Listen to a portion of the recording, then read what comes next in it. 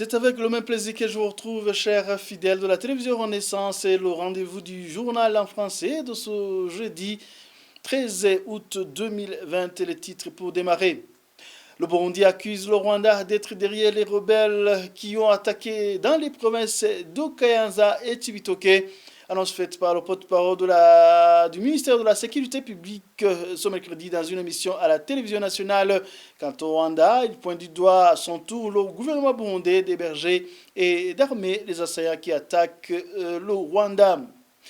Le Burundi et le Sud-Soudan ont jusqu'au 15 septembre pour régler leurs arriérés de cotisation au sein de l'East African Community. Au cas contraire, des sanctions pourraient tomber. L'ultimatum aux deux pays vient d'être fixé par le Conseil des ministres de l'EAC. Et les coalitions pour la Cour pénale internationale dans les pays de l'Afrique francophone demandent à la Cour pénale internationale de garder un œil sur le Burundi.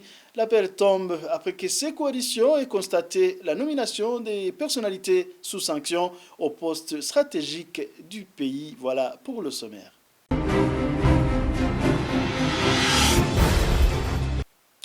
Encore une fois, bienvenue. Le Burundi accuse le Rwanda d'être derrière les rebelles qui ont attaqué dans les provinces de Kayanza et Cibitoke. Le porte-parole du ministère de l'Intérieur et de la Sécurité publique, Pierre Murikiye, l'a annoncé dans une émission à la télévision nationale ce mercredi soir. Il a aussi accusé le Rwanda d'avoir commandité tous les attentats qui ont coûté la vie à certains hauts-gradés de l'armée burundaise. Suivez.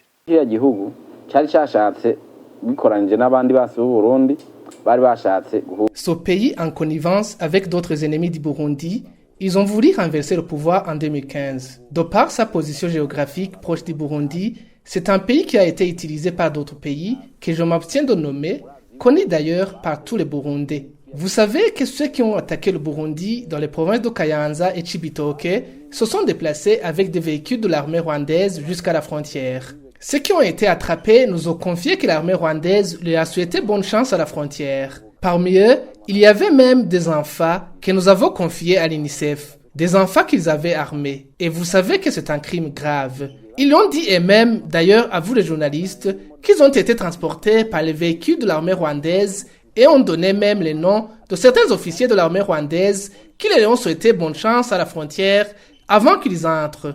Et aussi, vous savez qu'il y a certains hauts gradés de l'armée burundaise qui ont été tués ici. Les assassins étaient envoyés par le Rwanda et ceux qui ont échappé parmi eux ont retourné au Rwanda.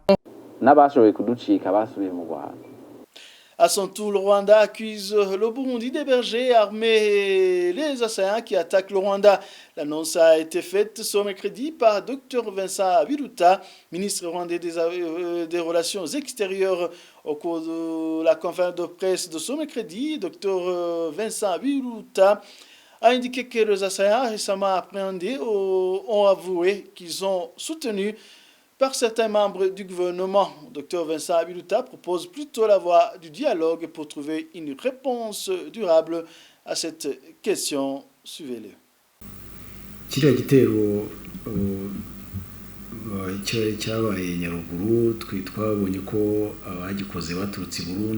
L'attaque qui a eu lieu à Nyarugusu, nous avons remarqué que les assaillants sont venus du Burundi et ceux qui n'ont pas mort dans cette attaque ou ceux qui n'ont pas été attrapés ont pris la fuite vers le Burundi. Nous avons signalé cette attaque au gouvernement du Burundi pour qu'il commence des enquêtes afin d'identifier ces assaillants. Et il y a même des armes qu'on a capturées. C'était des armes de l'armée burundaise. Le gouvernement du Burundi a nié que ce ne sont pas des armes de l'armée burundaise et que le gouvernement du Burundi ne peut pas aider les gens qui veulent perturber la sécurité du Rwanda, que ça ne peut pas être possible. C'est ça la réponse que le gouvernement du Burundi nous a donnée comme riposte. Mais comme vous le savez, c'est pas la première fois que les assaillants attaquent le Rwanda en provenance du Burundi. Et les procès des assaillants nous témoignent comment le gouvernement du Burundi aide ces assaillants. Nous, ce que nous faisons, nous continuons à les informer, à les donner d'actualité pour qu'ils arrêtent ces mauvaises habitudes. Mais comme je l'ai signalé dès le début, tout demande de la volonté. Si le Burundi veut une bonne relation avec le Rwanda, coûte que coûte, il faut que les deux pays cherchent une solution. Si le gouvernement du Burundi a pris une ligne de déstabiliser la sécurité du Rwanda, nous sommes prêts à bien sécuriser notre pays. Il y a les ministères qui s'en occupent de ça et ils sont prêts. Mais comme je l'ai signalé auparavant, il faut que les deux pays y cohabitent ensemble très bien. Échanger sur les questions des réfugiés, des assaillants qui font des attaques en provenance du Burundi. Alors, il y a des preuves qui montrent que ces assaillants sont soutenus par les gens du gouvernement burundais. Tout ça, il y a un cadre de rencontre pour trouver la solution à tous ces problèmes. C'est ça la ligne directive du gouvernement du Rwanda.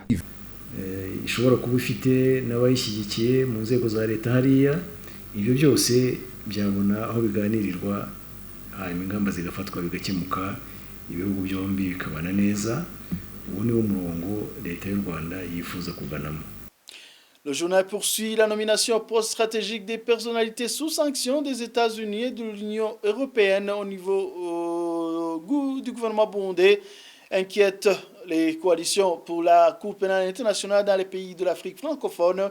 L'expriment dans une déclaration qu'elles ont sortie ce mardi. Ces coalitions craignent pour la sécurité des victimes de violations graves des droits humains parce que parmi ces personnalités placées, bon nombre se retrouvent sur la liste des présumés auteurs.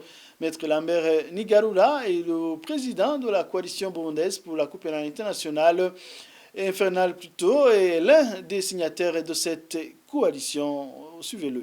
Ces organisations ont noté avec regret la nomination dans les postes stratégiques des principaux présumés auteurs de ces crimes dans le nouveau gouvernement. C'est notamment le Premier ministre et le ministre de la Sécurité qui sont déjà sous sanction de la communauté internationale. Nous avons noté aussi le fait que les postes stratégiques sont occupés par des membres des forces de défense et de sécurité, ce qui ne rassure pas. Ces organisations ont profité de cette occasion pour réaffirmer leur engagement à soutenir les actions de la Cour pénale internationale et ont sollicité à ce que la Cour pénale internationale puisse franchir une autre étape.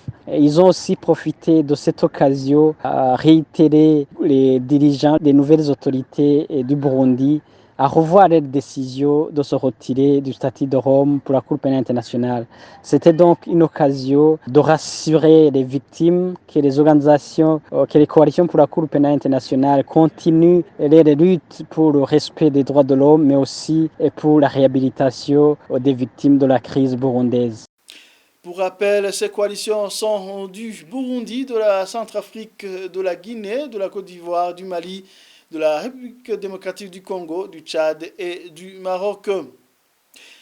Des sanctions pourraient tomber d'ici un mois contre le Burundi et le Sud-Soudan au sein de l'East African Community.